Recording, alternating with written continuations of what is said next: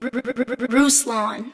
I think in this pursuit of following Jesus, a lot of believers, not all, but a lot, tend to create false dilemmas for ourselves. We tend to create problems that aren't true dilemmas, aren't true problems. And I'll give you an example. Responding to goofy comments about my video regarding Kim Kardashian posting an Andy Mineo song and then Andy Mineo subsequently reposting it. The video had her eating grapes. Lecrae, like the wise sage that he is, posted the cropped out version where it was just her head. Andy posted a version where you could see some of her cleavage. The whole issue of wisdom came up, and was this a wise move for Andy or not? And I wanted to read some of the comments I got on it, basically being transparent, saying, listen, man, if Kim Kardashian posted a video eating grapes, watching one of my YouTube videos, I'd be stoked on it and I would probably post it.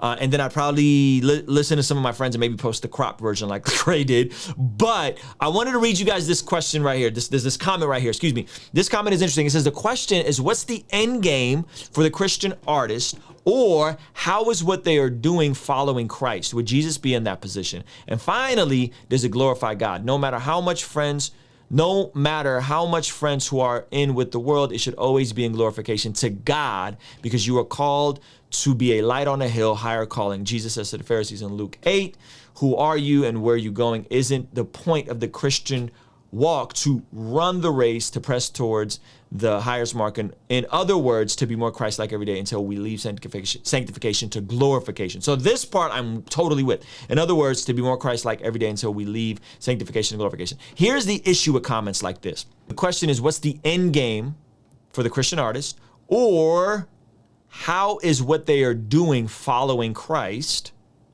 Would Jesus be in that position? And finally, does it glorify God? Okay, so let's just go through these. The end game, 1. 2, how is it following Christ?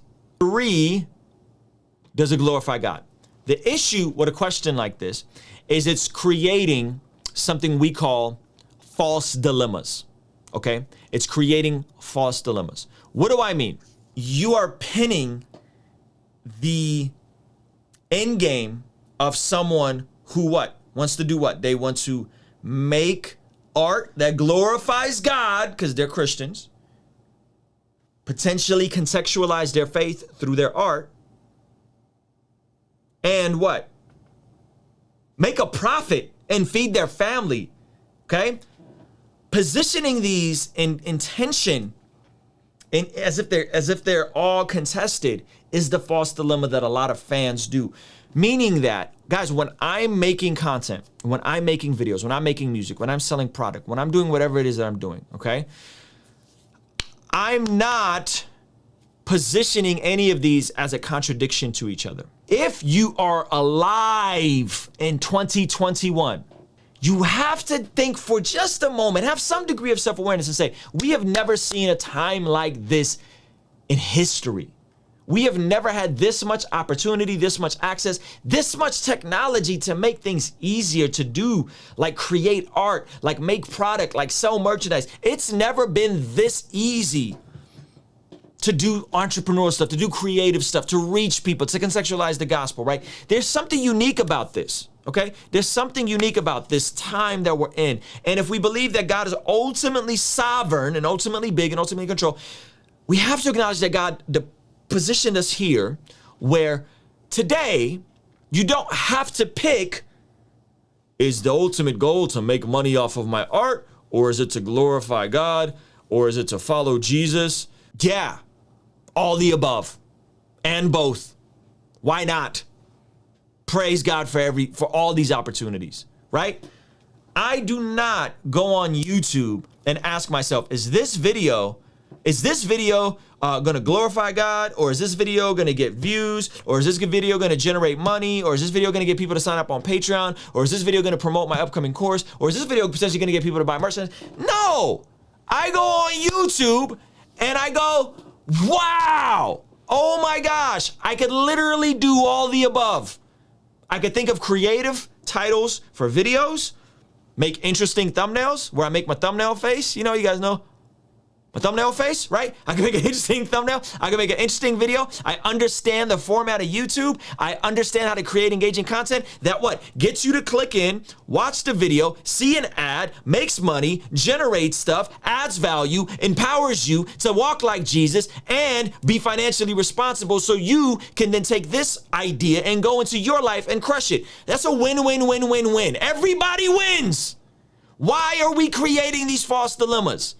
Maybe if it was 100 years ago and that was the vibe, maybe 100 years, maybe 30 years ago. That's not the time that we're living in, okay? That's not the time that we're living in, friends.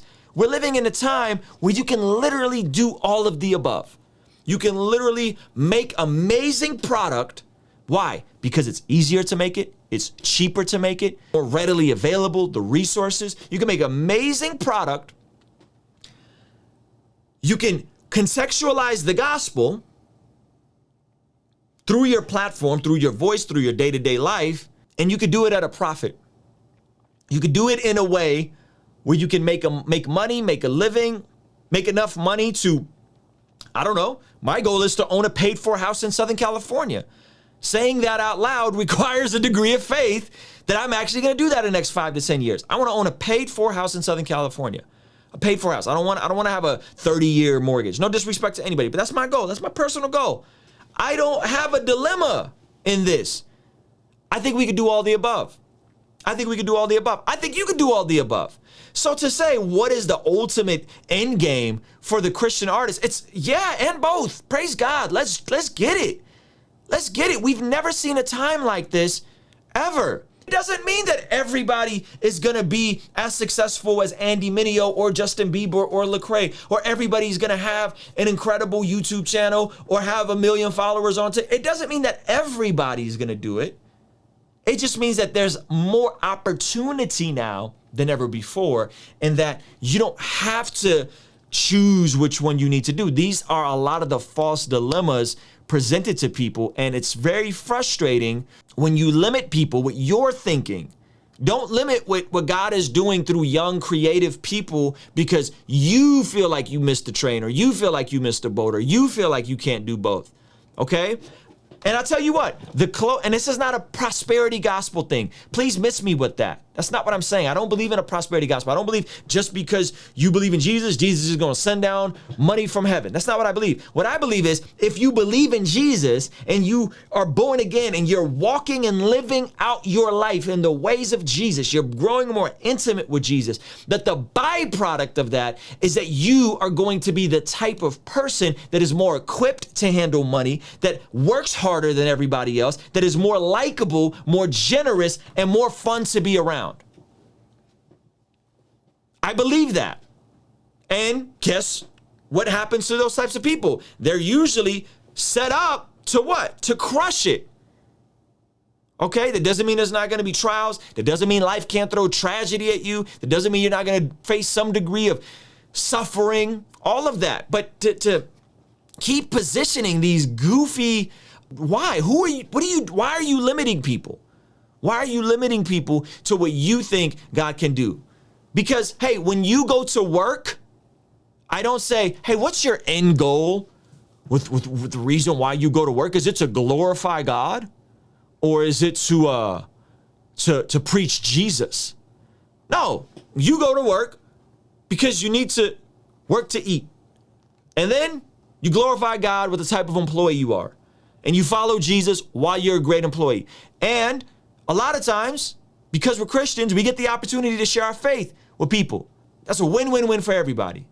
So when you're reading the scriptures, you have to factor in context of when were the scriptures written? What were they going through? What was the tension that was happening there? What kind of persecution were they going through? Is it the type of persecution that we're going through today?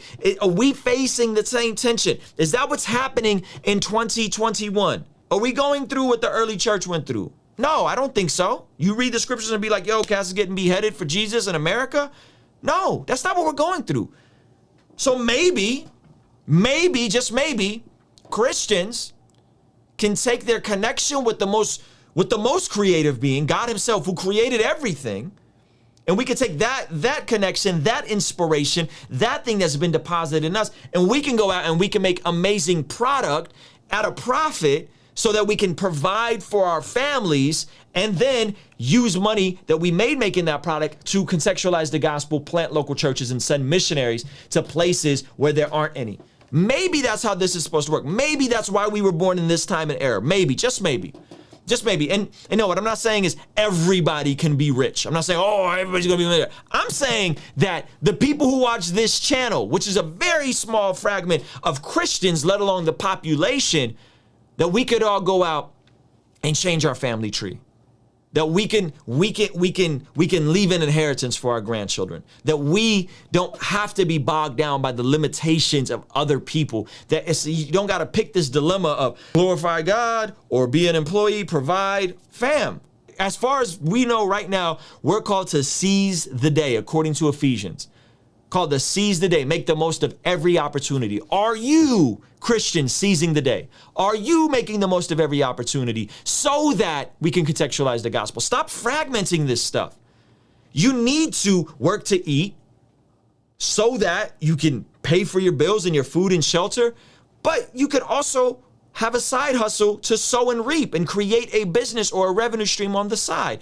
A t-shirt company, a YouTube page, a music career, some kind of product that you developed, an app you developed, right?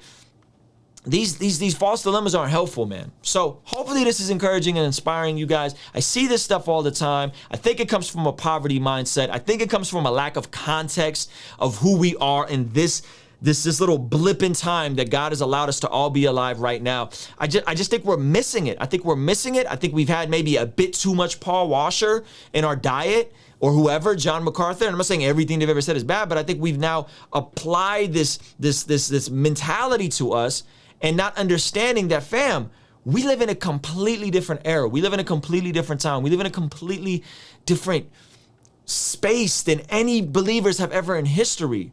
Okay, and as far as I know, no one's preventing me or limiting me from working hard, glorifying God, contextualizing the gospel, and providing for my family, and earning excess and flourishing and abundance to help the gospel go forward. So those are my thoughts on it. Let me know what y'all think. Kingstream Entertainment. Ruslan. Joshua the King came down and bore it all. Yeah. Conversations front of the fireplace. All of my mistakes, how do I erase? Wanna operate at a higher pace. Birth pains causing the body to dilate. On a first name basis with the worst pain.